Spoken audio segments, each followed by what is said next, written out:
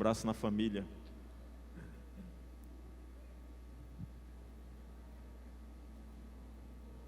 Deus é bom, igreja? Como assim Deus é bom? O tempo todo, né?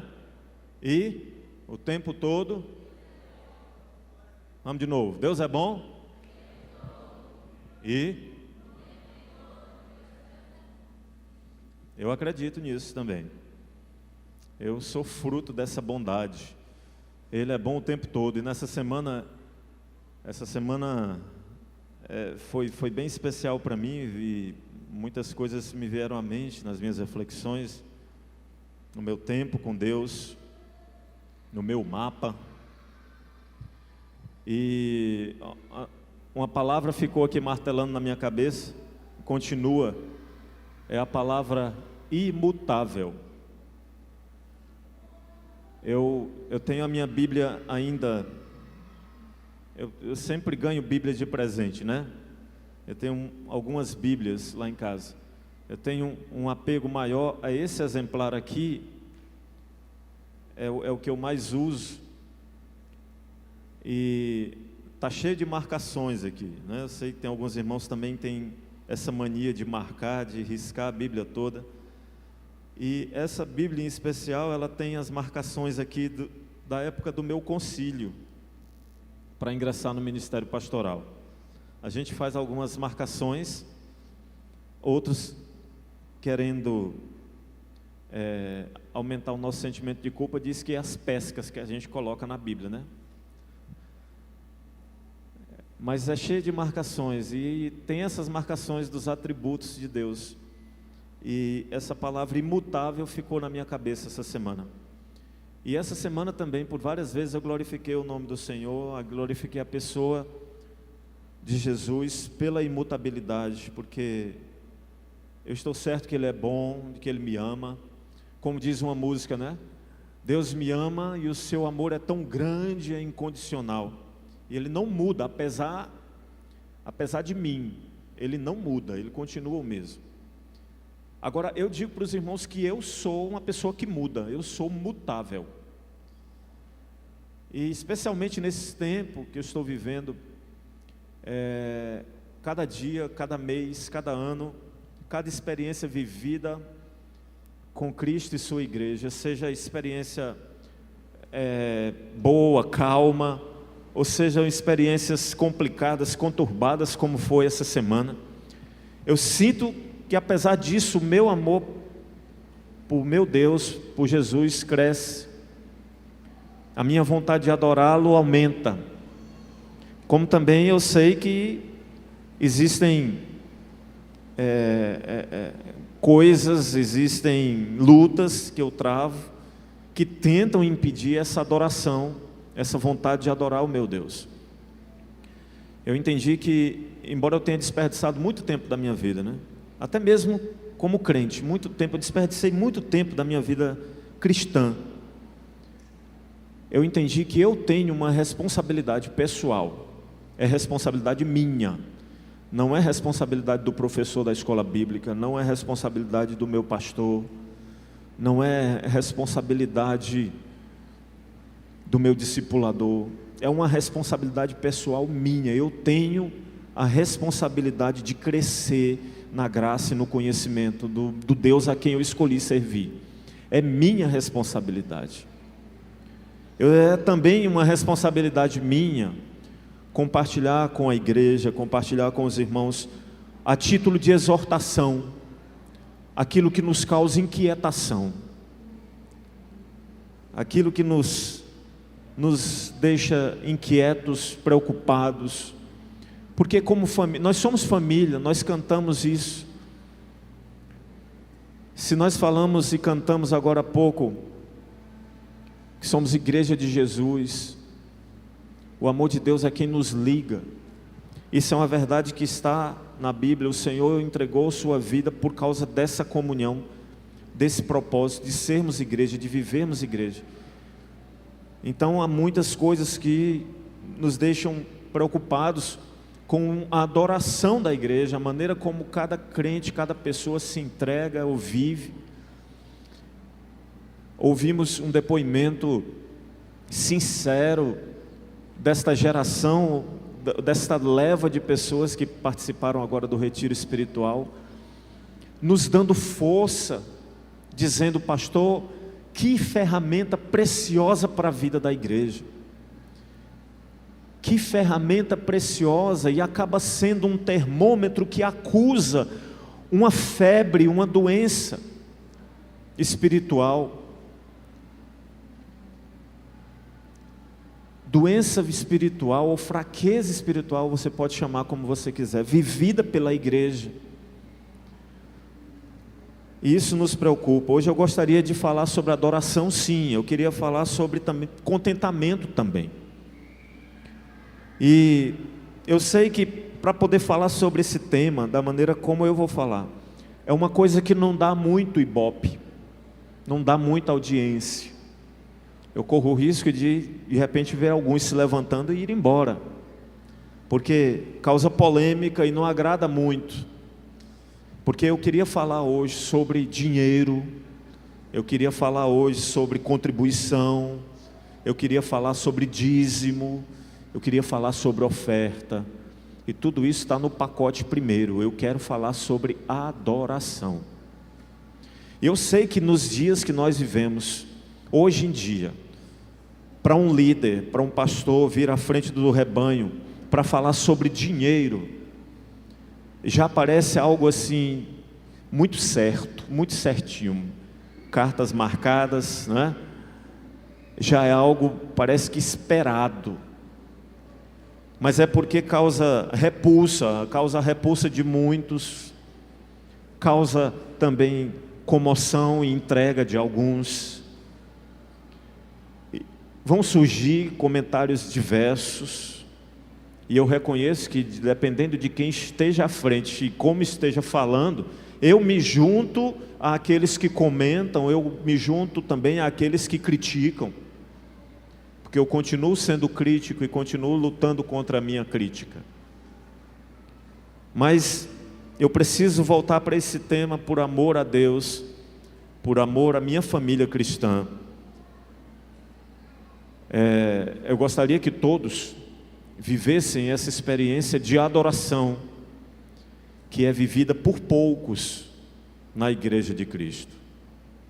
A título de introdução, eu queria que os irmãos lembrassem, se situassem, que dia é hoje, tanto da semana como do mês, e mais importante, que ano é esse que nós estamos vivendo, que dias são esses, que contexto de Brasil é esse que nós vivemos.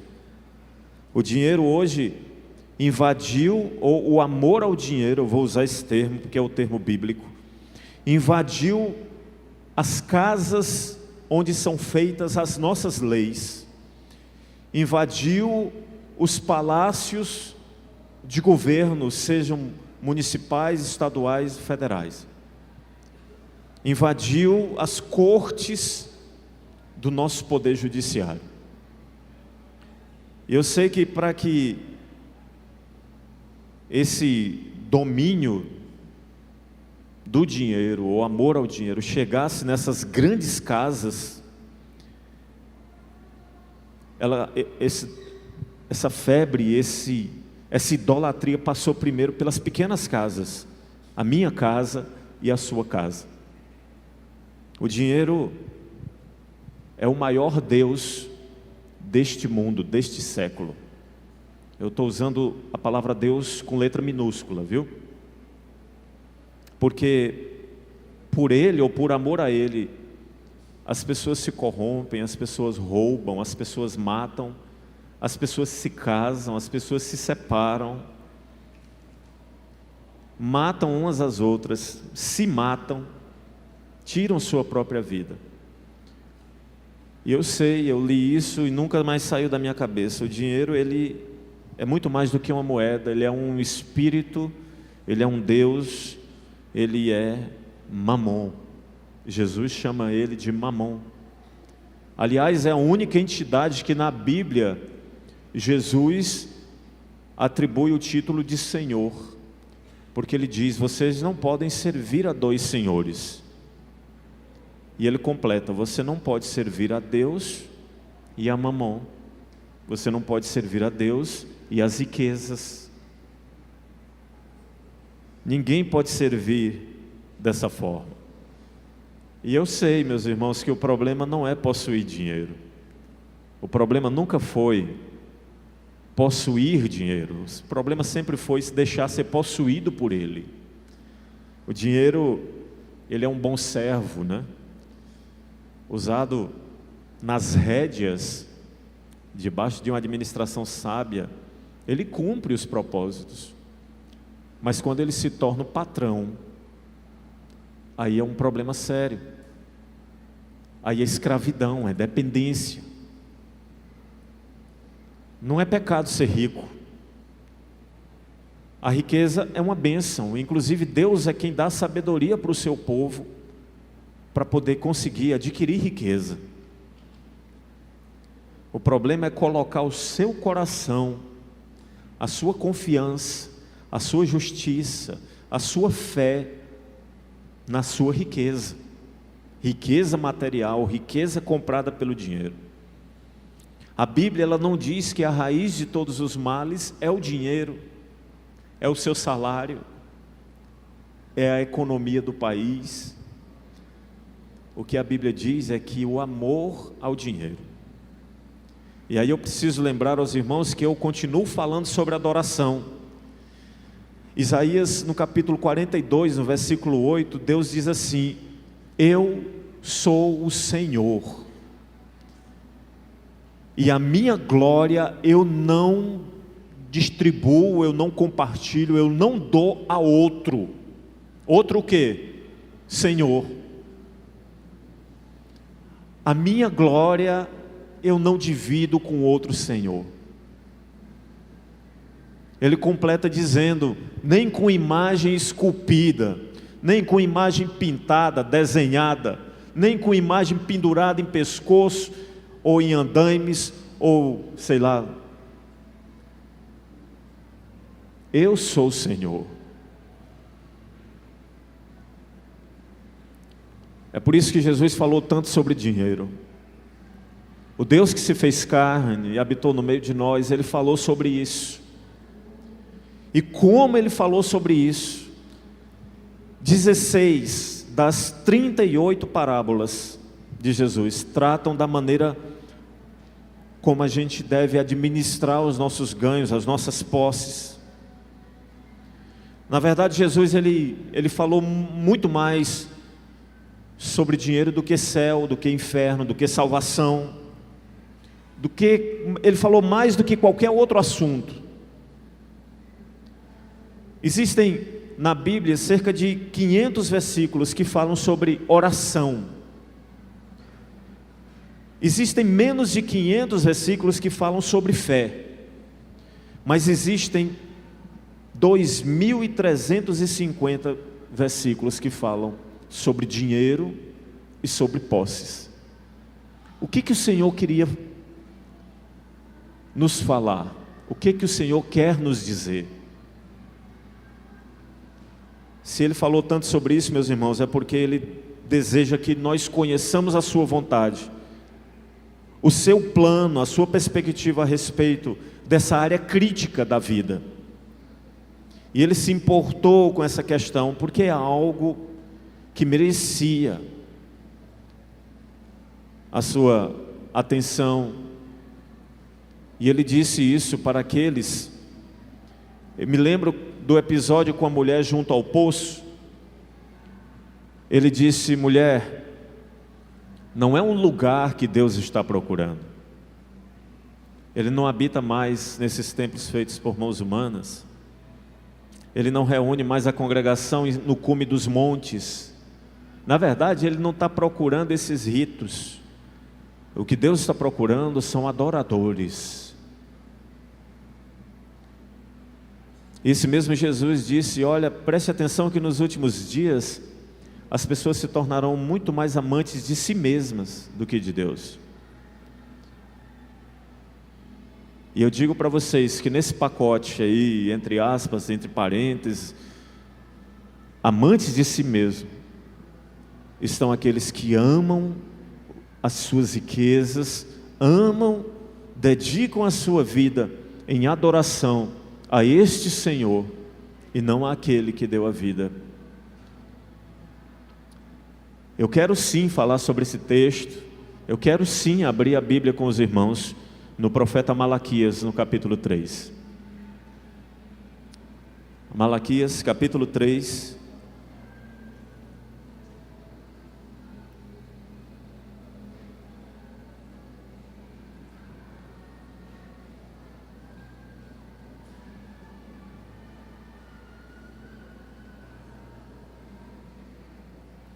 Malaquias, capítulo 3.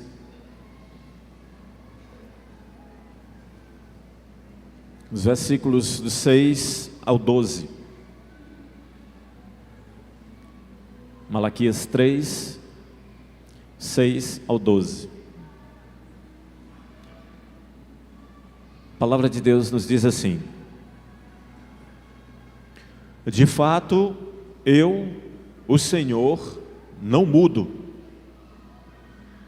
Por isso vocês, descendentes de Jacó, não foram destruídos. Desde o tempo dos seus antepassados, vocês se desviaram dos meus decretos e não lhes obedeceram. Voltem para mim, e eu voltarei para vocês, diz o Senhor dos Exércitos. Mas vocês perguntam: como voltaremos? Ou talvez a sua versão diz: como tornaremos? Pode um homem roubar a Deus? Contudo, vocês estão me roubando. E ainda perguntam: como é que te roubamos? Nos dízimos e nas ofertas. Vocês estão debaixo de grande maldição, porque estão me roubando. A nação toda está me roubando. Tragam o dízimo tragam o dízimo todo ao depósito do templo, ou à casa do tesouro, para que haja alimento, para que haja mantimento em minha casa. E fazei prova de mim, ponham-me à prova, diz o Senhor dos Exércitos, e vejam se não vou abrir as comportas dos céus e derramar sobre vocês tantas bênçãos que nem terão onde guardá-las. Impedirei que pragas devorem suas colheitas, e as videiras nos campos não perderão o seu fruto. Talvez a sua versão diga: eu vou repreender o devorador, diz o Senhor dos Exércitos. Então todas as nações os chamarão felizes, porque a terra de vocês será maravilhosa, diz o Senhor dos Exércitos. Amém? Querido Deus, obrigado pela liberdade de podermos louvar o Teu nome. Obrigado, Senhor, pela palavra do Senhor cantada, que nos faz lembrar que nós devemos seguir os Teus passos, ser discípulos do Senhor, ser como Tu és. Obrigado pela palavra cantada que nos desafia a Te dizer muito obrigado. Te agradeço, Deus, porque o Senhor se lembra de mim, se lembra de nós.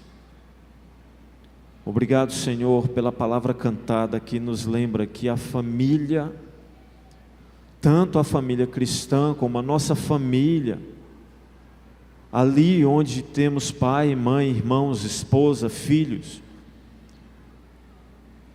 essa família, ou essas famílias são projeto do Senhor, são abençoadas por Ti, desejadas pelo Senhor, protegidas pelo Senhor. É a adoração do Teu povo, Senhor Deus, e sei que o Senhor recebeu com agrado, como oferta, Agora nos dá a sabedoria que nós precisamos para que a gente continue te adorando. Quando se trata, Senhor Deus, de ganho, quando se trata de posses, quando se trata de dinheiro. E nos faz lembrar, à luz da Tua palavra, que nós dedicamos ou devemos amar o Senhor acima de todas as coisas. Em nome de Jesus. Profeta Malaquias. Eu sei que alguns não gostam desse profeta, não gostam especialmente desse capítulo. Interessante que Malaquias, essa palavra significa mensageiro, ou mensageiro de Deus, ou meu mensageiro. Ele foi o último profeta que Israel ouviu antes de João Batista, porque depois de Malaquias profetizou, depois que Malaquias falou por Deus, as profecias em Israel cessaram. Até que o Senhor preparou o caminho para aquele que ia preparar o caminho para a vinda do Messias. Malaquias não fala muito sobre ele, nós não temos muito o que dizer sobre ele. É bom quando a gente estuda um pouquinho, ou sabe um pouquinho da história de um determinado profeta, mas Malaquias não falou sobre ele, a Bíblia não fala sobre ele. E eu entendi que em se tratando de um profeta, pouco importa de onde ele veio, o que ele fazia antes, mas o que importa é a mensagem que ele veio trazer. A mensagem do profeta tem um valor, tem um significado. Ele fala, ele é boca de Deus para o seu povo. Eu quero lembrar os irmãos que quando Malaquias proferiu essa palavra, os milagres também já tinham cessado. Cessaram com Elias, cessaram com Eliseu, acabou. O povo já tinha voltado para Jerusalém, o cativeiro babilônico agora estava só nas lembranças de alguns, o povo já estava vivendo na cidade, já tinham reconstruído os muros, o templo. E aí, até as reformas que Neemias, que era copeiro lá do rei, e recebeu cartas para poder levar o seu povo, passar pelas fronteiras e edificar ali os muros. As reformas da maneira administrativa e até religiosa do povo viver, foram feitas por Neemias e um grupo de irmãos, um grupo de servos, mas até essas reformas já tinham caído no esquecimento, porque a cerimônia, a rotina, o culto das pessoas continuava, mas de forma fria, de forma morna. Parece que aquele povo vivia numa espécie de sonolência espiritual. Era um tempo de apatia. Na verdade, tanto aquela liderança quanto o povo, eles estavam vivendo uma espécie de indiferença, de inércia espiritual. Sabe quando você diz assim: ô pastor, ô irmão, ore pela minha vida espiritual. Quando você fala assim é porque você sabe que não está bem. Não está bem de um jeito que você não consegue orar, você pede para outro orar pela sua vida espiritual. Pois aquele povo vivia mais ou menos desse jeito. Eles estavam cumprindo tabela, ao ponto de, eles sabiam, né, eles ainda viviam na época sacrificial, estavam debaixo da lei de Moisés, e tudo isso foi restaurado. Eu lembro que Zorobabel, se eu não me engano, Esdras, remexendo os escombros, as ruínas de Jerusalém, do templo, encontrou os manuscritos na língua dos seus pais, dos seus avós, do seu povo, dos patriarcas, e ele, como um bom escriba, ainda falava o hebraico antigo, e precisou de alguns intérpretes, porque o povo que vinha do cativeiro já não entendia mais aquela língua.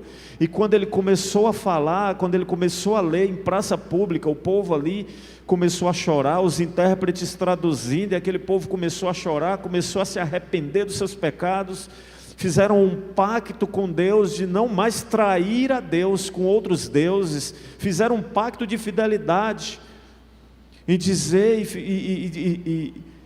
e choravam e diziam, né, e rasgavam as suas vestes, como forma de adoração, arrependidos, até pelos seus pais e avós que pecaram, e por conta disso o Senhor, que o tantos avisou, né, sobre idolatria, sobre se prostituir, se entregando a outros deuses, aquele povo agora estava sedento, mas foi esfriando,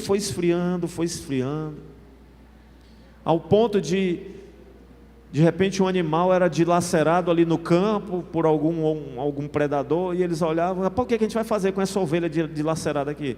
Rapaz, leva para o templo, oferece para o sacrifício. Ó, nasceu aqui uns bezerrinhos doentes, o que a gente faz com eles? Não, leva para o sacrifício. Eles estavam vivendo desse jeito. E aí Malaquias vem e denuncia o pecado do povo. O texto que nós lemos aqui, deixe sua Bíblia aberta, porque isso é um convite de Deus para restauração, para que o seu povo seja restaurado. A forma de adorar a Deus precisava de uma reforma, precisava ser restaurada, precisava voltar à maneira como Deus gostava, e como Deus gosta, porque Ele é um Deus relacional, e Deus gosta sim de se relacionar. Deus não esconde seus sentimentos, Ele mostra, Ele fala, Ele presenteia aqueles a quem Ele ama, Ele disciplina, Ele diz, eu estou te disciplinando porque eu te amo. Deus rasga o seu coração, as suas emoções, e Ele fica assim, sabe, esperando com uma paciência, que aqueles a quem Ele ama, demonstrem também amor por Ele, retribuam, porque Ele, eu volto a dizer, é relacional, Ele gosta de relacionamentos, Ele gosta de enxugar o seu pranto, Ele gosta de sorrir com você. Com a nação de Israel, não era diferente, era a mesma nação de Israel, quando esse Deus de cima da montanha, de um lugar alto, olhou para Jerusalém, chorou por ela e disse, Jerusalém, Jerusalém, o que foi que você fez com os meus profetas? Quantas e quantas vezes eu quis fazer com você como a galinha faz com seus pintinhos, né? Proteger, trazer você num abraço protetor, trazer para junto de mim. É esse mesmo Deus, vocês lembram? Ele é imutável, Ele não mudou. E aí é nesse ponto, glória a Deus porque Ele é imutável. Deus da aliança, fez uma aliança com os patriarcas, fez uma aliança com esse povo. Vocês lembram das crônicas dos reis de Israel? Tem uma crônica favorita nossa que diz assim, é um pacto desse Deus. Ele diz, se vocês, olha só, vocês, a nação que eu escolhi, a nação que carrega o meu nome, que se chama pelo meu nome, se humilhar e orar e me buscar e se arrepender dos seus maus caminhos, olha só o pacto que eu faço com você. Eu vou ouvir. Eu sou o Deus de perto, sou o Deus de longe. Eu vou ouvir dos céus. Eu vou perdoar vocês. Eu vou sarar a terra de vocês. Para um outro profeta ele disse assim, olha, vocês continuam sendo o meu povo querido. Eu quero lembrar vocês que eu é que sei o plano que eu tenho para vocês, ou os planos que eu preparei. Olha, se vocês pudessem ver aqui a minha mesa, os meus projetos, aquilo que eu preparei para vocês, coisas boas, planos de paz, planos de prosperidade, porque eu não quero que vocês tenham um fim qualquer, não. Eu quero dar para vocês o que vocês desejam. Quantas e quantas vezes o Senhor nos disse isso para Israel. E mais uma vez, versículo 6, eu sou o Senhor, eu não mudo. Essa foi a última profecia antes de João Batista, essa foi a última palavra de Deus, antes da plenitude dos tempos, antes que Ele descesse do seu trono de glória. Ele disse: olha, porque eu não mudo, vocês, filhos de Israel, não são consumidos. Deus é leal, meus irmãos, amém? Você ainda está comigo aí? Mesmo quando nós somos infiéis, Ele não pode negar quem Ele é leal, Ele é fiel e ponto. Ele prometeu ser o nosso Deus para sempre. Ele faz um convite aí, o versículo 17. Olha, desde os dias dos pais de vocês, ele está falando de muito tempo atrás, mas de muito tempo atrás mesmo.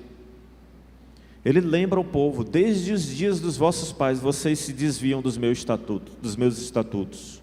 Vocês não guardam as minhas palavras. Tornai-vos a mim, voltem para mim, e eu voltarei para vocês, eu tornarei para vós outros. Versículo 17 diz isso. É um convite glorioso, meus irmãos. Deus diz assim: olha, me adorem, voltem, me adorem. Dependam de mim, se arrependam dos seus maus caminhos. Eu entendo esse voltem para mim, tornai-vos para mim. Eu entendo que Ele não quer mais culto.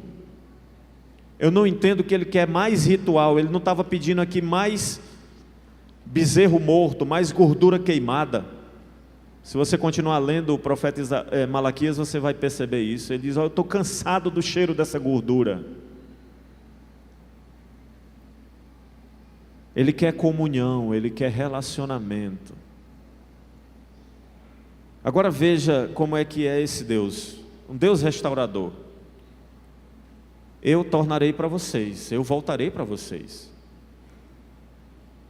Quem mudou, meus irmãos, fomos nós, não foi Deus. A paciência de Deus é uma coisa inesgotável, porque muito tempo depois, Ele escreve lá, através de João, 1 João, no capítulo 1, no versículo 9, Ele diz: eu sou fiel e justo para perdoar você, se você voltar para mim. Volte para mim, me adore. Pense numa paciência. Deus procura adoradores. Deus, Ele quer de nós muito mais do que o nosso culto, esse culto aqui. Deus, Ele quer de nós muito mais do que o serviço. Mas aí Ele tem que encarar, esse Deus, Ele tem que encarar o que aqui na Bíblia a gente vê como insensibilidade. Porque o povo pergunta assim: em que havemos de tornar? Por que voltaremos?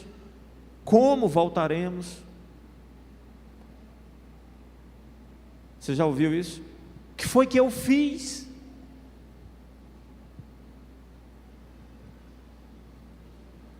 Aí, meus irmãos, você tem que encarar, além do pecado, a insensibilidade ao pecado. Maior do que uma transgressão é a falta de consciência de que você transgrediu. Quando o povo ouviu Malaquias falar, foram questionar com ele, se injuriaram, ficaram zangados, foram discutir com o servo de Deus. Sabe, é quando alguém quer fugir de uma causa e diz assim: eu não sei bem do que você está falando não. Do que você está falando? Eu não estou entendendo. Como assim voltar? Eu não estou nos cultos? Eu não estou no pequeno grupo? Eu não estou lá no ministério? Todo mundo não está me vendo? Como é que eu vou voltar? E aí vem o clamor de Deus para uma restauração. O dízimo é um princípio estabelecido por Deus. Essa palavra significa de fato 10%. Não é uma invenção da igreja, não. É um princípio perpétuo, estabelecido por Deus. E dízimo não é dar dinheiro à igreja. Dízimo é um ato de adoração a Deus. Eu desafio você, porque eu fiz isso esses dias,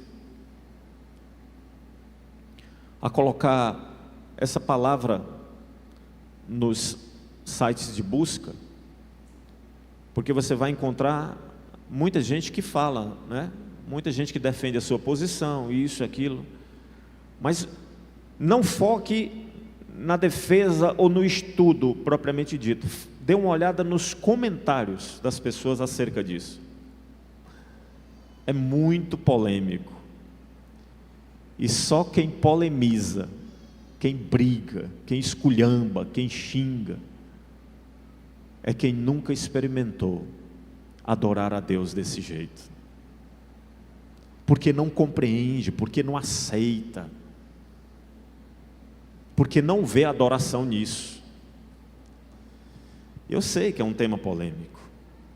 Cada um vê uma coisa, ou vê essa coisa, vê essa questão de uma forma diferente. Eu aceitei a Cristo há mais de 15 anos, e particularmente Erivan, eu nunca entendi o dízimo como sendo uma obrigação pesada, uma lei incriminadora,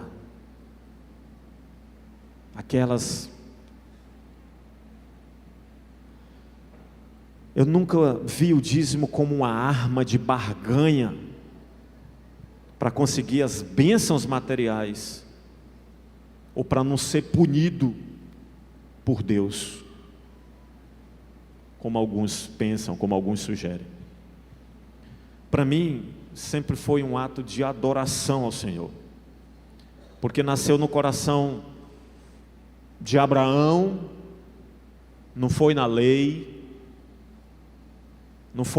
dada a Moisés, porque foi um ato de adoração, de reconhecimento, de gratidão de um adorador lá no passado. E o povo de Deus entendeu isso como um ato de adoração e disse: olha, isso é tão bom, tão maravilhoso, que vamos colocar como uma lei para a nossa nação. Para mim, meus irmãos, ser dizimista vai além de qualquer obrigação ou manipulação humana. Ninguém me manipula. Ser dizimista é ter o privilégio de ser participante da manutenção da igreja de Cristo. É assim que eu me sinto. É gratidão ao Senhor, porque quando eu entrei pela primeira vez numa igreja evangélica, as portas dessa igreja estavam abertas, graças aos dízimos e às ofertas das pessoas que estavam lá, que nem me conheciam,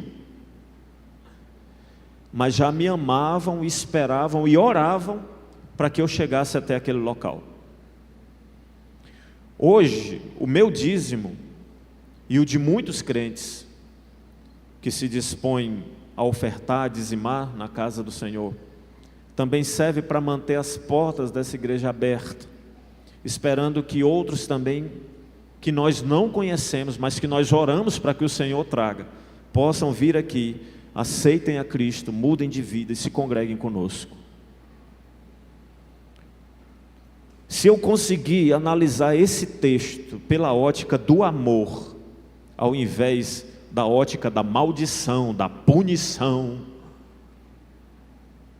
do medo de um Deus castigador, destruidor, se eu conseguir analisar esse texto pela ótica do amor, então, meus irmãos, o dízimo ele não é opcional, ele é um mandamento para mim. Ele não é uma oferta, ele é uma dívida de amor. Ele não é uma sobra, ele vai ser primícia, ele vai ser o que vem primeiro. Ele não vai ser o animal dilacerado no campo, com as vísceras expostas. ele não vai ser fruto de um orçamento esculhambado, destruído por causa de empréstimos consignados, ou uns reaisinhos que sobram porque foi o que sobrou depois que o agiota passou e levou tudo, depois que o cheque especial comeu tudo, depois que o cartão de crédito levou. O dízimo, ele é ensinado na Bíblia toda, ele é ensinado antes da lei, ele é ensinado na lei, ele é ensinado nos livros históricos, nos livros poéticos, nos livros proféticos, ele é ensinado até no Novo Testamento. E aqueles que são contra vai dizer: herege, me mostre um versículo no Novo Testamento que diga que eu tenho que dizimar. É incrível, né? As pessoas querem que Deus desenhe, né? Imagino Deus falando como a gente fala, né? Misericórdia, Senhor. Meu filho, tu quer que eu desenhe? O dízimo, ele é santo ao Senhor, meus irmãos. Ele faz parte do nosso culto, ou da nossa vida de culto. Porque quando terminar esse ajuntamento aqui, nós vamos continuar cultuando a Deus, ou não vamos? Vamos? O dízimo é para o sustento da casa de Deus.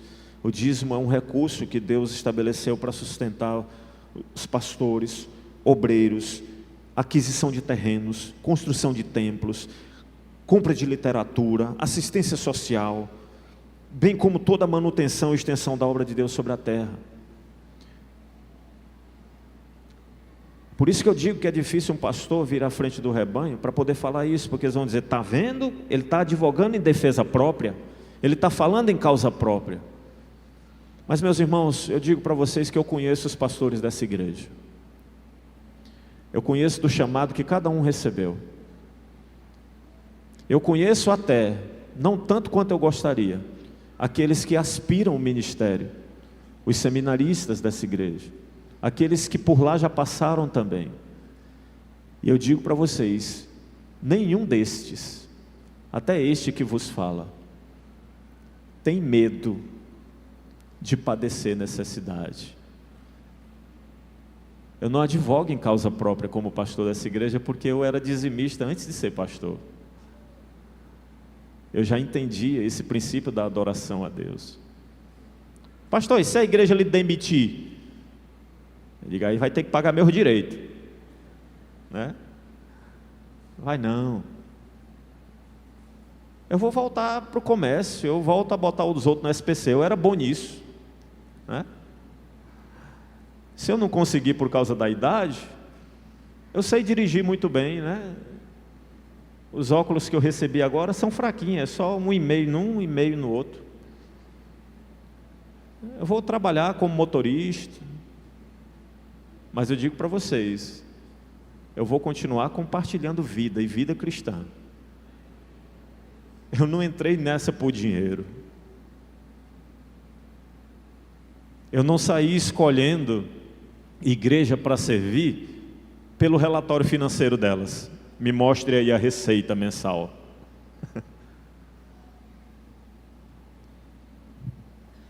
O dízimo é santo ao Senhor, queridos. Eu digo para vocês que se no judaísmo, uma religião dura,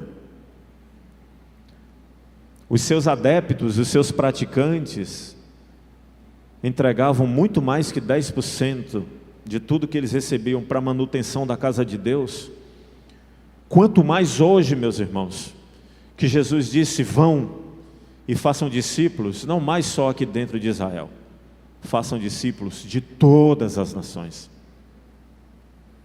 Ele esperava que o seu povo continuasse o adorando.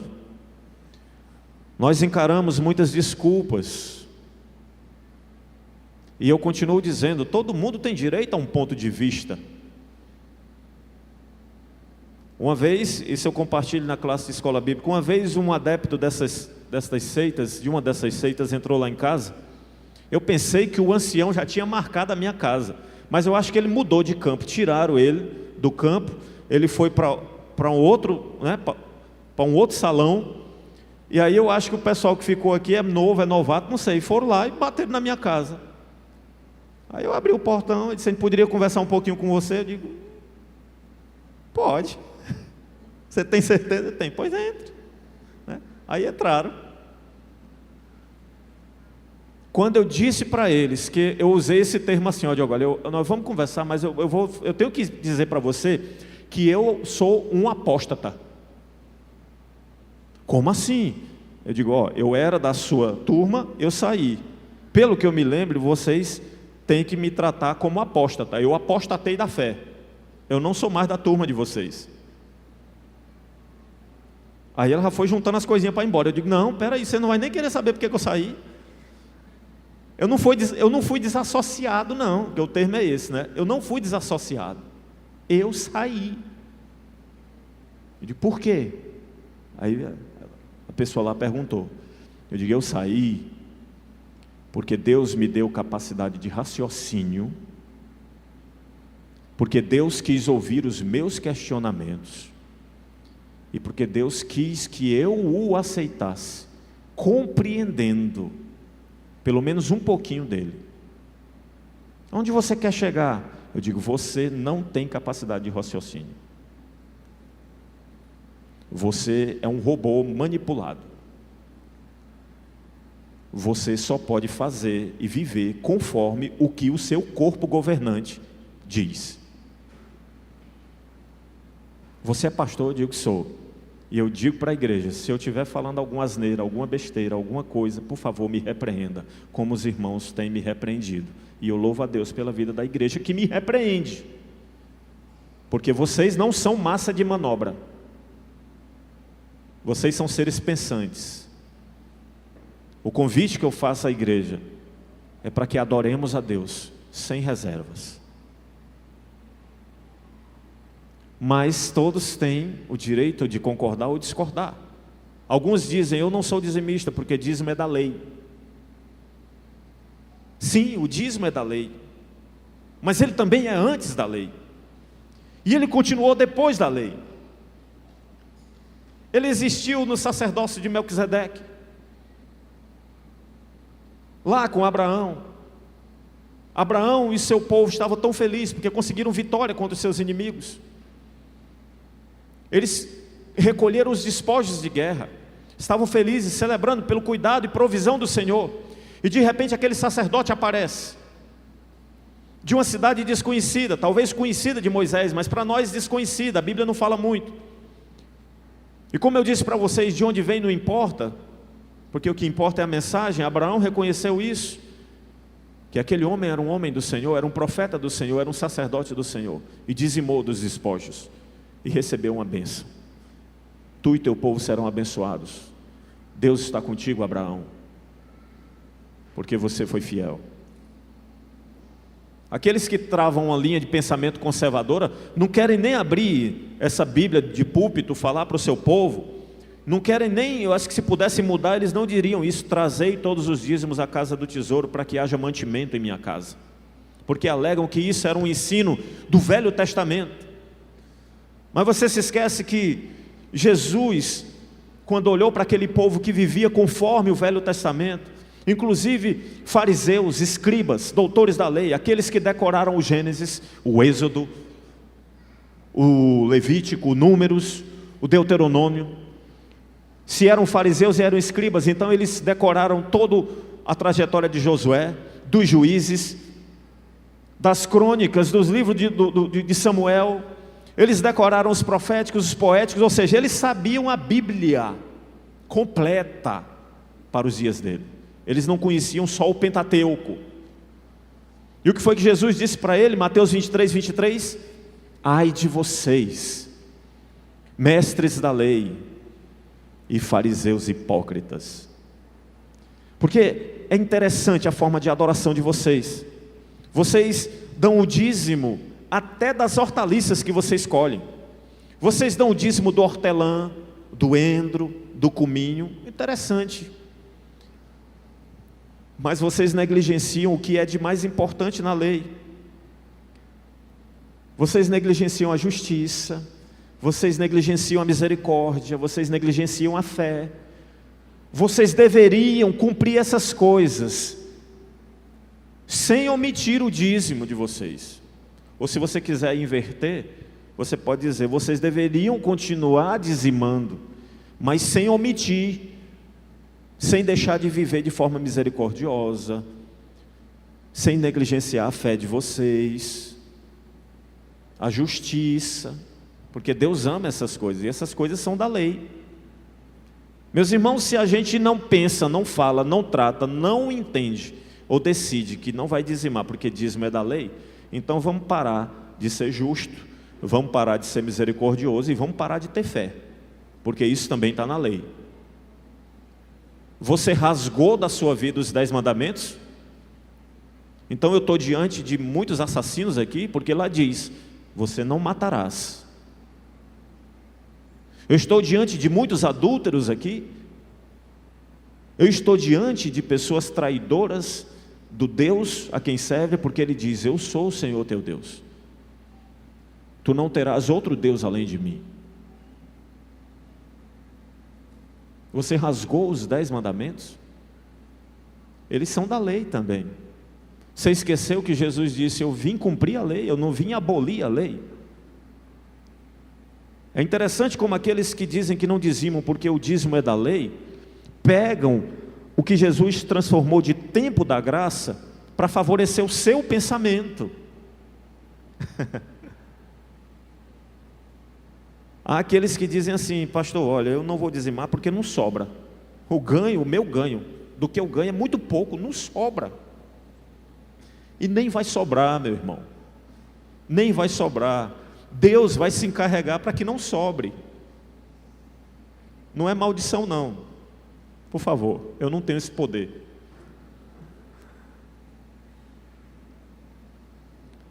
Jesus estava preocupado com o teu coração. Se não somos fiéis, profeta Ageu, esse eu quero ler com vocês, abra aí, Ageu capítulo 1,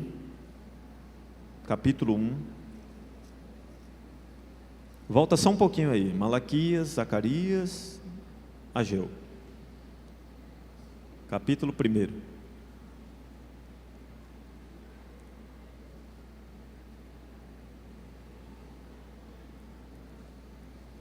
É outro convite. Deus estava vendo a maneira como aquele povo estava vivendo, e Ele disse: olha, está na hora de me adorar, está na hora de parar um pouquinho, está na hora de confiar um pouco mais em mim. E aí Ele diz assim para o povo, capítulo 1, versículo do 5 ao 7. Agora assim diz o Senhor dos Exércitos: vejam aonde os seus caminhos os levaram. Vocês têm plantado muito e colhido pouco. Vocês comem, mas não se fartam. Bebem, mas não se satisfazem. Vestem-se, mas não se aquecem. E aquele que recebe o salário, recebe-o para colocar numa bolsa furada. Assim diz o Senhor dos Exércitos: vejam aonde os seus caminhos os levaram. Meus irmãos, aqueles que dizem que não sobra, são aqueles que investem mais em cosmético do que em reino de Deus. São aqueles que gastam mais com aquilo que perece do que com a evangelização no mundo. São aqueles que estão atolados em empréstimos. São aqueles que não podem ver uma dessas meninas com a camisa do negócio de cartão de crédito, que vai logo pegando uma proposta para preencher. São aqueles que parcelam em 10, em 12, em 24, em 48, em 72 vezes. Quando nós acumulamos justificativas e desculpas para a gente sonegar o dízimo dessa forma, nós estamos dizendo, revelando, que apenas o reino de Deus não é prioridade para nós. E que o nosso Deus, ou o nosso amor por Deus é menor do que o nosso apego ao dinheiro. Porque dízimo é um desafio de fé. Quando nós dizemos que a razão de retermos o dízimo é porque vai faltar para a gente o básico, aí a gente permite que Satanás plante no nosso coração incredulidade. Ou você acha que o que mantém a sua despensa cheia é o salário que você recebe? Você acha? Você tem absoluta certeza que é o salário que você recebe que mantém a sua despensa cheia? É Deus quem cuida do seu povo. Sempre foi. E eu prefiro que seja assim. Eu desejo que seja assim. Dele é que vem a nossa provisão. Tem gente que diz, pastor, olha, eu não sou dizimista, porque tem crente que não é dizimista e prospera. E tem crente que é dizimista e vive pobre. E quem disse que viver como pobre não é ser próspero? Quem foi que disse isso para você, meu irmão? É responsabilidade sua buscar crescimento. Romanos 12, transforme a sua mente. Não basta ser dizimista, é preciso ter uma motivação correta. Quem deve nos impulsionar a este ato é o amor que a gente tem por Deus. É para dizer o seguinte, Senhor, como prova de que o dinheiro não ocupa o lugar que é do Senhor no meu coração, está aqui, ó. Senhor, como gratidão pela vida, seja ela de lutas, seja ela de sofrimento, mas pela gratidão que eu tenho ao Senhor, está aqui.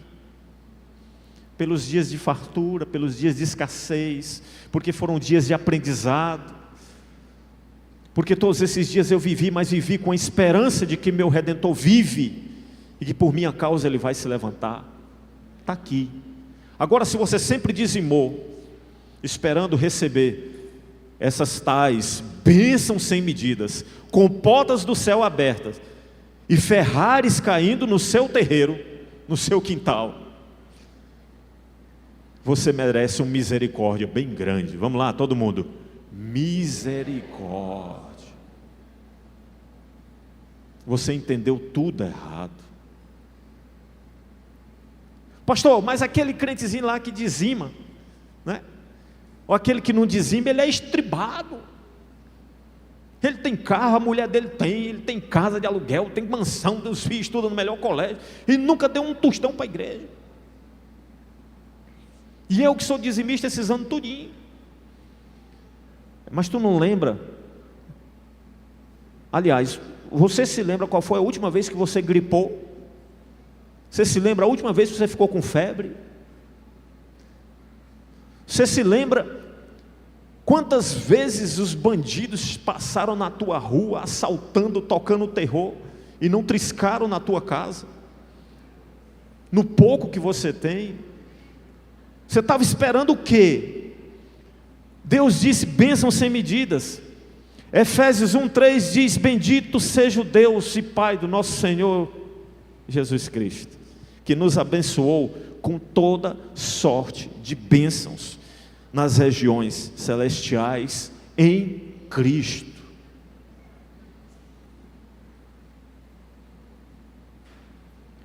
Meus irmãos, até agora, por favor, vocês não ouviram da minha boca e nem vão ouvir que quem não dizima vai para o inferno.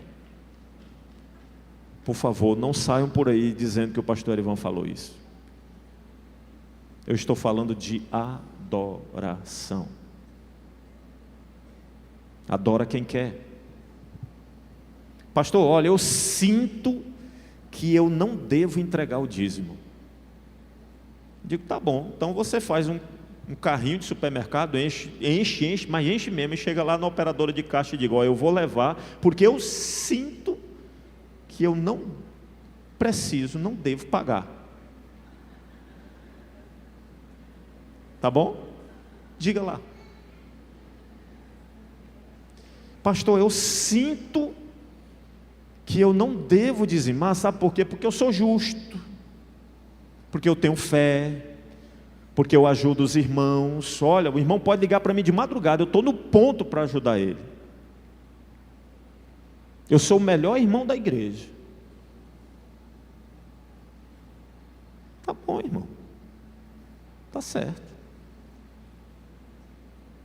Faça essas coisas, mas não omita aquela outra, porque a sua adoração vai ter sempre um pontinho de reticências.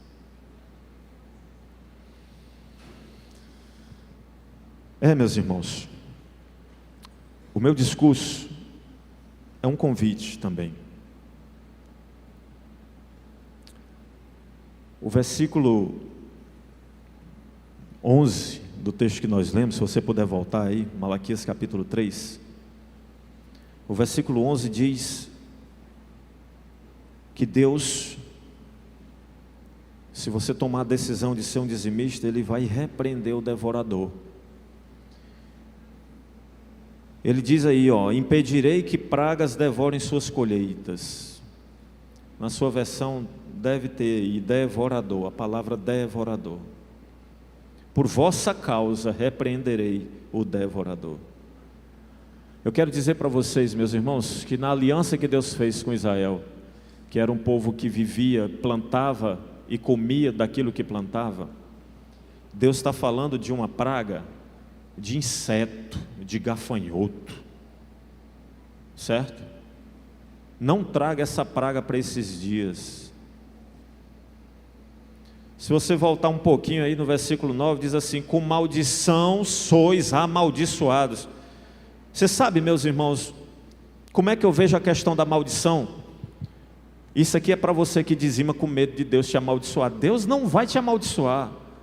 Que Deus é esse que você escolheu servir? Eu estava estudando um pouquinho sobre os deuses dos nórdicos, dos vikings, desses filmes que a gente assiste aí, de Thor, né? De Odin, Deus do cosmos. Até os deuses da mitologia grega, que se misturaram aí com a romana, enfim, ou que deram origem à mitologia romana. Esses são deuses brincalhões, deuses palhaços, deuses vingativos, deuses amaldiçoadores. Nós estamos falando de Jesus Cristo, nós estamos falando do Espírito Santo, que é consolador. Pare de dizimar, se você está com medo de Deus lhe rogar uma praga. Sabe como é que eu vejo a maldição para os dias de hoje? Eu penso que Deus é quem deve ocupar uma posição de destaque e honra na minha vida. Você pensa assim também? Se eu substituo Deus pelo dinheiro, isso é idolatria. Idolatria sempre foi um pecado abominável aos olhos de Deus. Não que todo pecado não seja abominável, mas pense como Deus repreendeu o seu povo por causa da idolatria. Então, se outro ocupou o lugar de Deus na minha vida, então automaticamente eu recuso as bênçãos de Deus para a minha vida. Eu recuso a paz que Deus me deu. Eu recuso o fruto do Espírito Santo na minha vida. E se eu me encho de inquietações, porque eu recusei crer, eu recusei confiar, eu recusei dizimar como um ato de adoração, eu perdo a minha fé. Você quer uma maldição maior do que essa? Do que perder a sua fé? É assim que eu vejo a maldição. Nada disso foi imposto por Deus, foi decisão minha. E o devorador lá era gafanhoto, pequeno, médio, grande e tamanho GG. Era. E pastor, o devorador hoje em dia é um demônio, né? Não. O diabo está fora disso. Ele está buzinando no teu ouvido, esperando que você tire Deus do trono da sua vida e coloque o dinheiro. Aí ele entra. Algumas pessoas atribuem tragédias na vida financeira, a batida do seu carro, uma crise que pairou aí sobre a família, um momento de desemprego, como sendo ação do devorador. E quase sempre esse devorador é um demônio. E geralmente porque o cara não dizimou. Esse pensamento, meus irmãos, não tem embasamento bíblico. E se eu pudesse atribuir um status de devorador a alguma coisa hoje em dia, eu atribuiria, sabe o quê? Ao pecado, que age nas nossas vidas através do diabo, do mundo, da nossa carne. Esses têm capacidade de devorar as nossas vidas. Então, examine-se a si mesmo, sintonize o seu coração, veja a quem você está adorando.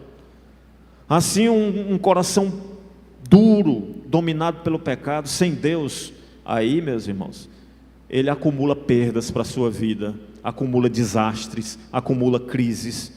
Não se trata do devorador de Malaquias, esse devorador aqui era gafanhoto, mas se trata da natureza pecaminosa, e nós devemos matar todos os dias, para glorificar o nosso Deus. Amém?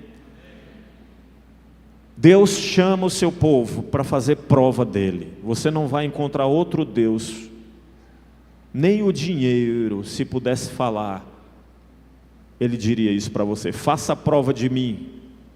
Só o nosso Deus diz isso. Só o nosso Deus conclama o seu povo para isso. Vamos ficar de pé, igreja, vamos orar.